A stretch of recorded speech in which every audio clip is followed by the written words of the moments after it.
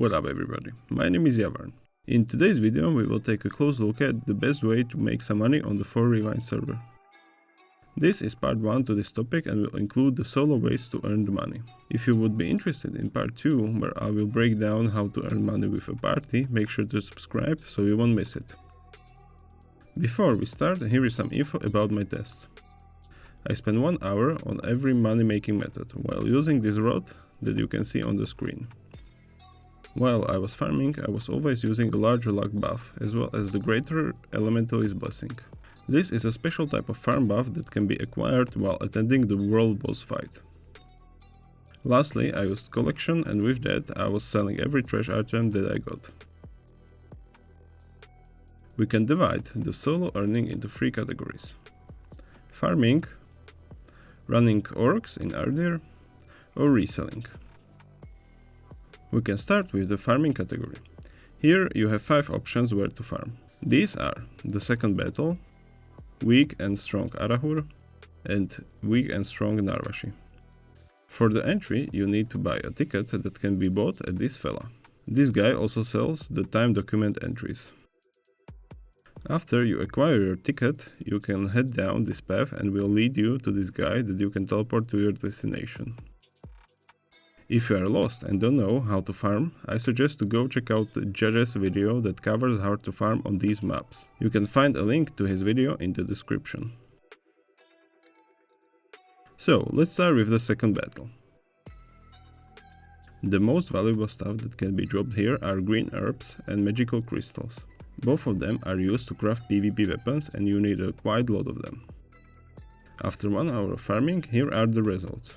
I managed to get almost 8 gold just by selling trash stuff from the mobs.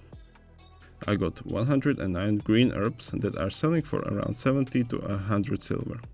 Let's say I sell them from 90 silver a piece, that would be 9.8 gold. After that I managed to get 108 magic crystals, which are priced pretty similarly. I'll call it for 90 for a piece, so that will be around 9.7 gold. Also, we have some other items, but those are not that worth. You might sell them for a bit, but it wouldn't be that significant. So for an hour in the second battle I managed to get 27.3 gold. Next up we have a weak Arahur. Here you can drop 3 items that are useful for upgrading, also known as ups: Master's Formula, Serendipity Potion, and Scroll of Reflection. In hour that I farm here, it dropped at these numbers. The Scroll of Reflection right now can be sold for about 30 silver per piece. The other 2 ups are worth around 65 silver each. So, if we add those numbers plus the 5.8 gold that I acquired from the mob drops, we will end up with 28.9 golds. This is a little bit more compared to the second battle, but nothing life-changing. Time for the strong Arahur. Here there is only one item that we are interested in, and that would be the level 78 goddess tier. After you are done farming them, you can open them, which will cost about 10 silver for 1 tier. However, there is a chance for you to get a survival tincture, which is the most valuable thing from the tier. In the hour I managed to get 431 tiers, which I opened right after, and you can see what I got in the background. My advice is only to sell the tinctures and to keep other potions which are really useful in the PvP. However, if you decide to sell everything valuable, that would be the speed and invisibility potions that can be sold around 50 silver, I believe. They are not selling that much, to be honest. I got 86 speed potions and 21 invisibility, as well as 44 tinctures which could be sold for about 300 silver per piece. After we add everything up, including the gold that was left after opening the tier, we got final value of 25 golds.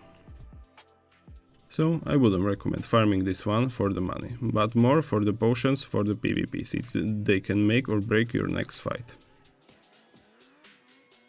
Now it will be time to talk about weak Narwashi. However, I wouldn't recommend farming this to anyone. The drop is the same as in the weak Arahur. However, these mobs are harder to kill and in your runs you will have less mobs to kill. So I suggest farming the weak Arahur instead. This one just sucks. On to our last location, and that is Strong Narwashi.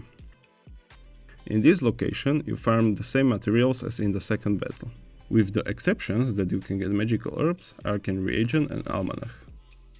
After an hour of farming I got 47 magic crystals and 91 green herbs.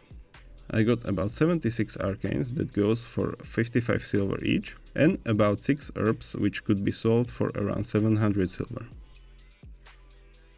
If we combine it all with the 10 gold I got from the trash drops from the mobs, it earns an overall of 31.2 golds. So it is the most profitable one of the 1 hour test. Here is a quick recap with a total golds earned from each location. Another way to get some golds is to go farm orcs in Ardir. In Ardir there are quite a few spots where the orcs spawn. Here is a map with the exact location where the orcs are located.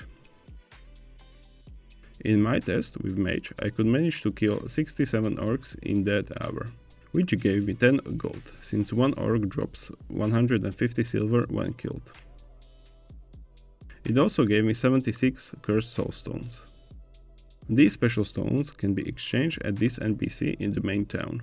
The price of one stone is around 200 silver, but it might depend on what you will craft from them. With that in mind, from my test I earned 24 golds in the hour. But for example, if you play with a different character, the rates might be better. With my Nightwalker I can kill up to 90 orcs in the hour, which gave me around 30 golds. Also, something to take into consideration is that Ardir is a PvP zone, and you might encounter enemy that will try to kill you. Lastly, you can earn golds through the buy low and sell high. This is an option that can earn you the most gold, however it is the most risky.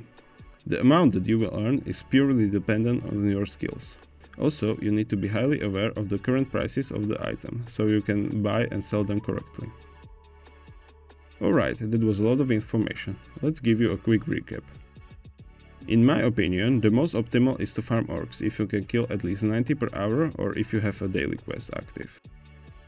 After that, it doesn't really matter which of the farming location you choose, since the rates are pretty similar, but the hard Narwashi always wins. Just don't go to the weak Narwashi, that is just a joke. And that's it for today's video. Thank you so much for watching and hope this video was useful. If I missed anything or you have some suggestions that you want to see in the next video, feel free to leave a comment. See ya!